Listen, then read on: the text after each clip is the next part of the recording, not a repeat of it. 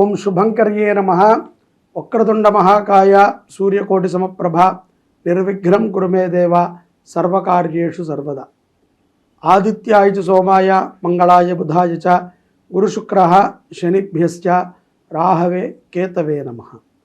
గురుబ్రహ్మ గురుర్విష్ణుః గురుర్దేవో మహేశ్వరః గురు సాక్షాత్ పరబ్రహ్మ తస్మై శ్రీ గురవే నమః. శ్రీ మహాగణాధిపతయే నమః. ఆదిత్యాది నవగ్రహ దేవతాభ్యో నమో నమః. అస్మత్ శ్రీ గురు చరణారవిందాభ్యా నమః. శ్రీ శ్రీ శ్రీ గణపతి సచ్చిదానంద సద్గురుభ్యో నమో నమః. మిథున రాశి వారికి జూన్ నెలలో గల గోచార ఫలితాలను తెలియచేస్తున్నాము, శ్రద్ధగా ఆలకించండి. ఈ రాశి వారికి జూన్ మాసములో తీర్థయాత్ర సందర్శనాలు చాలా ఉంటాయి.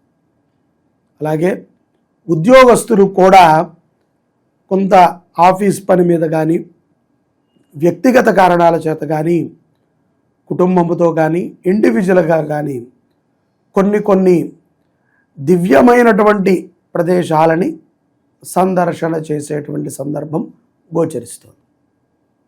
ఇక్కడ మిథున రాశి జాతకులలో ఉన్నటువంటి వ్యాపారస్తులకి కొన్ని చికాకులు, కొంత ఆనందము. ఏ రకమైనటువంటి చికాకు అంటే వ్యాపారములో గతములో ఉన్నటువంటి కొన్ని ఒడిదుడుకులు పునః ప్రారంభమవుతున్నాయా అన్న విధంగా ఉంటాయి. అతి ఆలోచన వ్యాపారస్తులకి కొంత ప్రమాదాన్ని తెచ్చిపెడతాయి. కాబట్టి అతిగా ఆలోచన చేయకండి. వ్యాపారస్తులు సావకాశంగా వెళ్ళండి.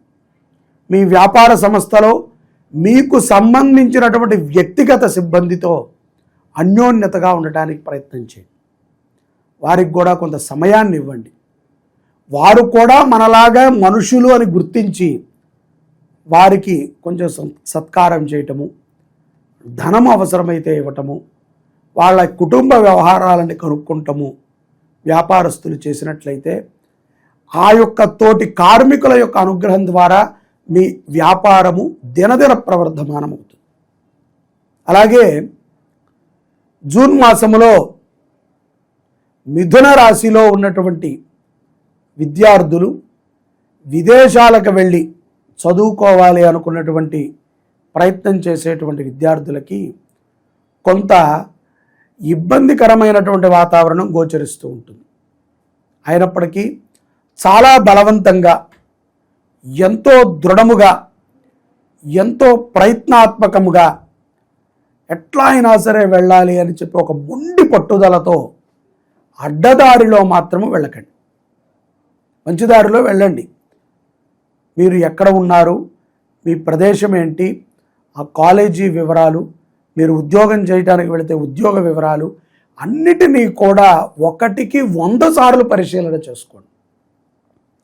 వీసాలు కొన్ని రిజెక్ట్ అయ్యేటువంటి సందర్భాలు కూడా ఉంటాయి. మళ్ళీ ప్రయత్నం చేయండి, సక్సెస్ అవుతాయి, కంగారు లేదు. కోర్టు వ్యవహారాలు మిథున రాశి వారికి కొంత ఊరటనిస్తాయి. అసందర్భంగా మిథున రాశి జాతకులు కొంతమంది కోర్టుల్లో కానీ, న్యాయ వ్యవస్థతో కానీ, లేకపోతే ఈ యొక్క పోలీసు వ్యవస్థతో కానీ ఇరుక్కున్నటువంటి వాళ్ళు ఉంటారు. అటువంటి వారికి సానుకూలమైనటువంటి సమయముగానే ఉంది. ప్రస్తుతము ఉన్నటువంటి కాలమానము రీత్యా కొన్ని విషయాలలో అన్నదమ్ములు కానీ అక్క చెల్లెలు కానీ చర్చించి నిర్ణయాలను తీసుకోవాలి. నాకు పడదండి మా అక్క అంటే, మా అన్నంటే నాకు పడదండి, మా తమ్ముడంటే పడడు, వాడు మూర్ఖుడు అనేటువంటి ప్రవర్తనని చేయకండి. చిన్నప్పటి నుంచి పెరిగారు కదా, కలిసి చదువుకున్నారు, ఒక తల్లిదండ్రులకి పుట్టినటువంటి పిల్లలు. ఇప్పుడు పడకపోవటానికి ఏముంటుంది, మధ్యలో ఎవరో వచ్చి మనకి గొడవకి కారణమై ఉంటారు. అన్యోన్యతతో ఉండండి. అతిగా రాసుకోవద్దు, అన్యోన్యతగా ఉండండి. అతి సర్వత్ర వర్జేత్. అతి ఎక్కడైనా కూడా మనకు ప్రమాదాన్ని తెచ్చిపెడుతుంది. నార్మల్గా ఉండండి.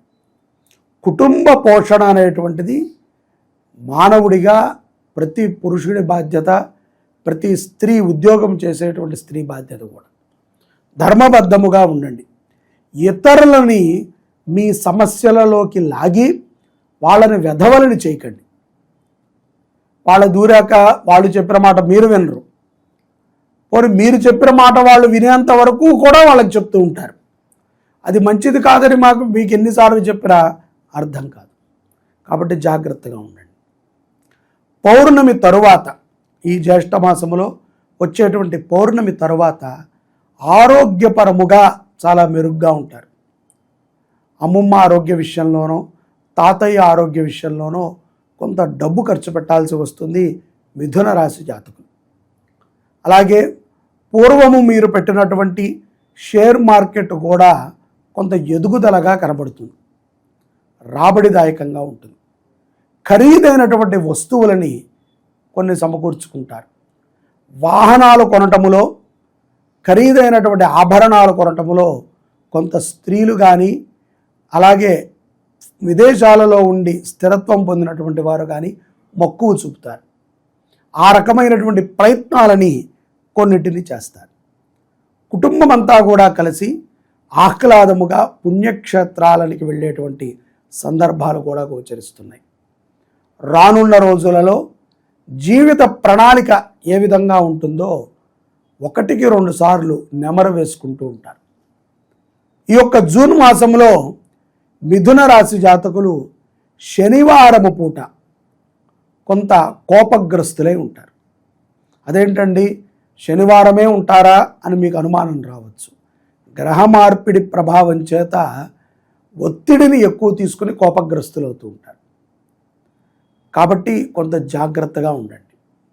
అమ్మవారిని ఆరాధన చేయటం, మిథున రాశి జాతకులు దుర్గా అమ్మవారి యొక్క అష్టోత్తరాన్ని ప్రతి శుక్రవారము కూడా చదవటం, మీకు తెలిసినటువంటి దేవాలయంలో నిమ్మకాయ మాలని సమర్పణ చేయటం, ఎర్రటి చీరని కానీ పసుపు చీరని కానీ అమ్మవారికి సమర్పణ చేయటం, గోమాతకి గ్రాసము సమర్పణ చేయటం, ఇటువంటి పరిహారాలని మిథున రాశి జాతకులు చేసుకున్నట్లయితే జూన్ మాసములో దివ్యమైనటువంటి అనుగ్రహాలను పొందటానికి మీకు ఎంతో ఉపయుక్తమవుతుంది.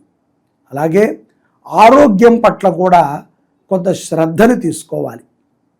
శరీర వ్యాయామం అవసరం. శరీరానికి వ్యాయామం, బద్ధకముతో కూడుకున్నటువంటి కొన్ని ఆలోచనలు కలుగుతాయి. ఇతరుల మీద మనకి చాతకాక మనం పడిపోతూ ఉంటాం, పడకూడదు. గురు సన్నిధిలో కాలక్షేపం చేయండి, గురు సేవ చేయండి, దేవాలయ సేవ చేయండి. చిన్న చిన్న పరిహారాలను చేసుకుంటూ మిథున రాశి జాతకులు జూన్ మాసంలో దివ్యమైనటువంటి గ్రహముల యొక్క అనుగ్రహాన్ని పొందగలుగుతారు.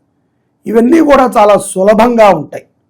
వ్యాపారస్తులకు కానీ, ఉద్యోగస్తులకు కానీ, అవివాహితులకి కానీ, వివాహితులకి కానీ, అలాగే నిరుద్యోగులు ఎవరైతే ఉంటారో వారికి కూడా ఈ పౌర్ణమి తర్వాత కొన్ని సదవకాశాలు వస్తాయి, కొన్ని అవకాశాలు లభిస్తాయి.